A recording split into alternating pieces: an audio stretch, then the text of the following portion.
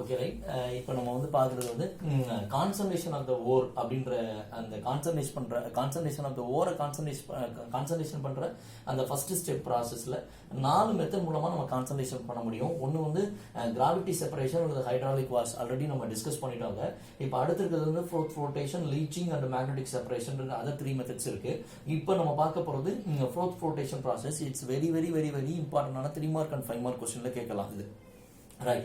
So first point என்ன இந்த flotation அப்படின்னா, இந்த சல்ஃபைடு ஓர்லாம் இருக்கு இல்லையா, சல்ஃபைடு ஓர்னா என்ன, ஒரு மெட்டலோட எஸ்ன்னு முடிஞ்சாங்க பாருங்க, லெட் அதோட ஒரு எஸ் இருக்கு, அப்போ இது சல்ஃபைடு ஓர். ஜிங்க் அதோட ஒரு எஸ் இருக்கு, அப்போ இது ஒரு சல்ஃபைடு ஓர். இந்த மாதிரி சல்ஃபைடு ஓர்ல இருக்கக்கூடிய அழுக்க இம்பியூரிட்டிஸை ரிமூவ் பண்றதுக்கு தான் இந்த ஃப்ளோட்டேஷன் ப்ராசஸை நம்ம யூஸ் பண்ண முடியும். ரைட். ஓகே. இப்போ first sulphide wore is applicable. ஓகேவா? ரைட்டா? இப்போ என்ன விஷயம் அப்படின்னா, இது ஒரு செட்டப் இமேஜின் பண்ணிக்கோங்க.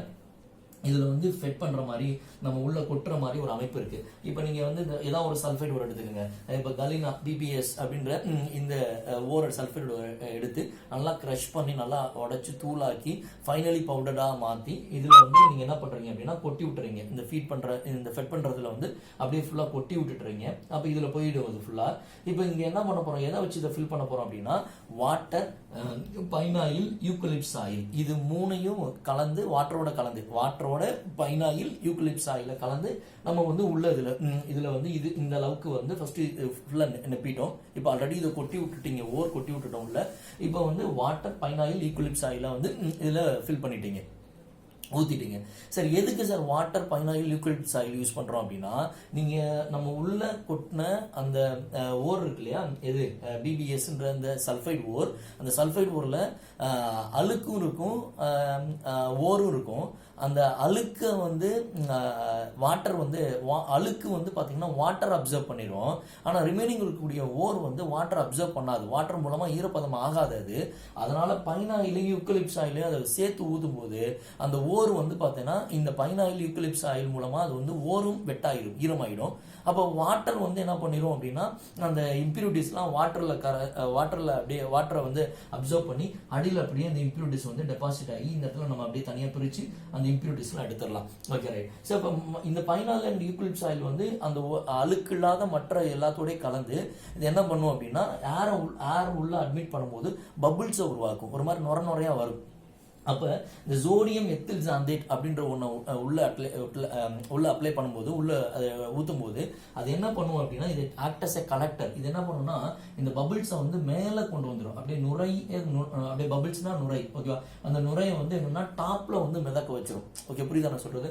ஸோ அதுக்கப்புறம் அந்த பக்கத்துல ஒரு கண்டெய்னர் மூலமா அந்த நுரையை மட்டும் நம்ம அப்படியே எடுத்து காய வச்சிட்டோம் அப்படின்னா அதுல வந்து நம்மளுக்கு வந்து மினரல்ஸ் வந்து கிடைச்சிரும். ஸோ அழுக்கு வந்து இங்க ரிமூவ் ஆயிடுது. இவ்வளவுதான் விஷயம்.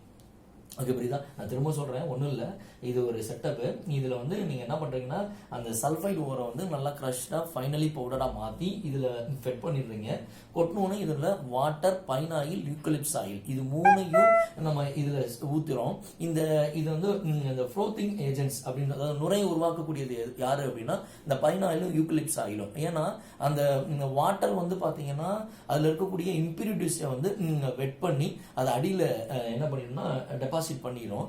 ரிமைனிங் இருக்கக்கூடிய அந்த ஓரை வந்து இது ரெண்டு ஈரப்பதமாக்கி இதை வந்து ஒரு ஏர் உள்ள அட்மிட் பண்ணும்போது பபிள்ஸை உருவாக்கிடும். இந்த சோடியம் மெத்தில் சாந்தேட் அப்ளை நீங்க ஊத்தும் போது அது என்ன பண்ணும்னா கலெக்டர், அது என்ன பண்ணும்னா பபிள்ஸ் எல்லாத்தையும் மேல டாப்ல கொண்டு வந்துடும். அதுக்கப்புறம் நம்ம பக்கத்துல அந்த நுரையெல்லாம் அள்ளி போட்டு நல்லா காய வச்சோம்னா அந்த நுரை வந்து என்ன ஆகும்னா காஞ்சதுக்கு அப்புறம் நம்மளுக்கு வந்து பியூர் ஓரா மாறிடும். அப்ப இம்பியூரிட்டிஸ் வந்து அடியில் எங்கேயே டெபாசிட் ஆயிடுச்சு தண்ணி மூலமா. அவ்வளவுதான். ரைட். ஓகே, புரிஞ்சா நான் சொன்னது? ரைட். ரொம்ப ஈஸியான விஷயம், புரிஞ்சுக்கிட்டீங்கன்னா தான் இது ஈஸி. ஓகேவா? ரைட். அடுத்து இப்ப இதுல இன்னொன்னு இருக்கு. என்னன்னா, இப்ப நம்ம எடுத்துக்கிட்ட அந்த சல்ஃபைடு ஓர் வந்து பாத்தீங்கன்னா 2 சல்ஃபைடு கலந்துருக்கு. அதாவது கலினாவும் இருக்கு, அதுல ஜிங்க் சல்ஃபைடு இருக்கு. ஓகேவா? இப்ப நீங்க இப்படி ஒரு ஓர் எடுத்துக்கிறீங்க, இந்த ஓர்ல என்ன இருக்காமா, கலினா இருக்கு, பிபிஎஸ் இருக்கு, அதே மாதிரி ஜிங்க் சல்ஃபைடு அப்படின்னு 2 சல்ஃபைடும் கலந்து இருக்கக்கூடிய ஓர்.